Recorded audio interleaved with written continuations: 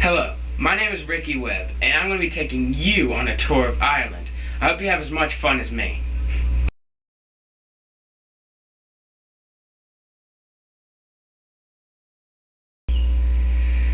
As you may or may not already know, Ireland has some pretty unique culture. But don't take my word for it. Why don't I just show you? Well, here it is. Irish culture. St. Patrick's Day. It's personally one of my favorite holidays. Here in America, we usually celebrate by going out with our friends for a drink. But in Ireland, it's more of a family-oriented holiday. It all started with St. Patrick himself. About 1500 years ago, he came to the pagan island to convert it. It took a little while, but the island agreed with St. Paddy and gave him his own day. Later in the year comes another cultural event, the Guinness Jazz Festival. It is held in the city of Cork, Ireland. It is one of the largest jazz events in Ireland and is hosted by none other than Guinness Draft. Ireland has some pretty interesting culture. I wonder what their religion is. Isn't it Catholic? I think that's what it was. Well, anyways, we'll find out in our next segment, religion.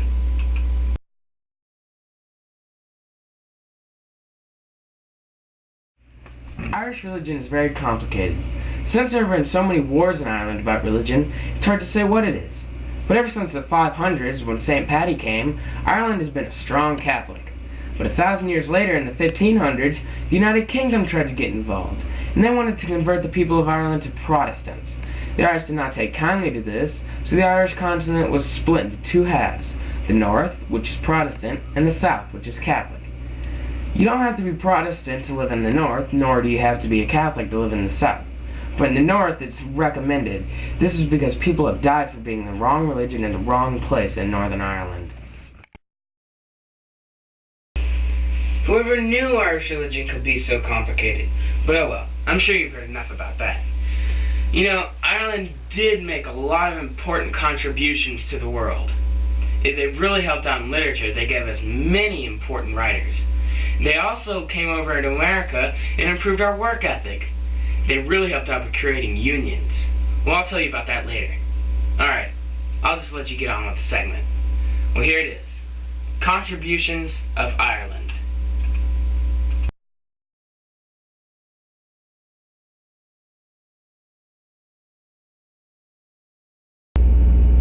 During the Irish potato famine, which was a loss of potato crops by Irish farmers, Irish men and women traveled to America in search of jobs. This, as you can imagine, brought Irish culture into American lives.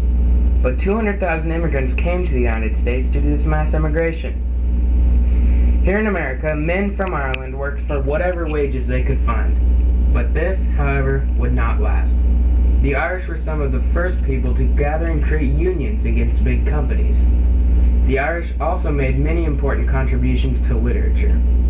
After its colonization by the United Kingdom, Ireland showed its talents to the world by revealing great writers such as Jonathan Swift, Oliver Goldsmith, and George Bernard Shaw. Most importantly, out of all of Ireland's contributions was from a man named Arthur Guinness, who's responsible for the creation of Guinness Draft. Irish government, like many other countries of its time, has strongly been influenced by religion, but due to all the conflicts in religion, Irish government has suffered.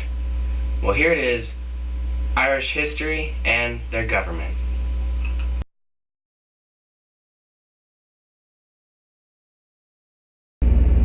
Ireland was ruled by many outside governments, like England, up until about World War II.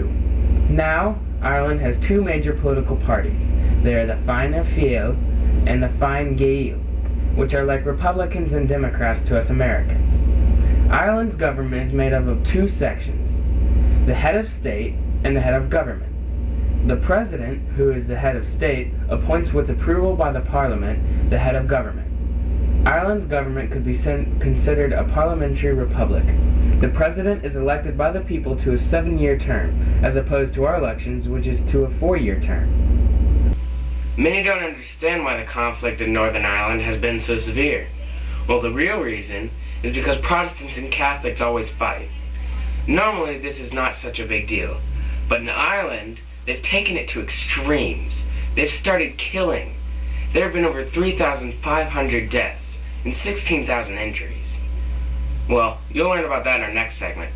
Conflict in Northern Ireland. The conflict in Northern Ireland has become deadly. The Good Friday Act, which is supposed to move the Protestants to the north and the Catholics to the south, is not working. This has slowed the fighting, but has not cured it. We need to find a better solution to the fighting in Northern Ireland.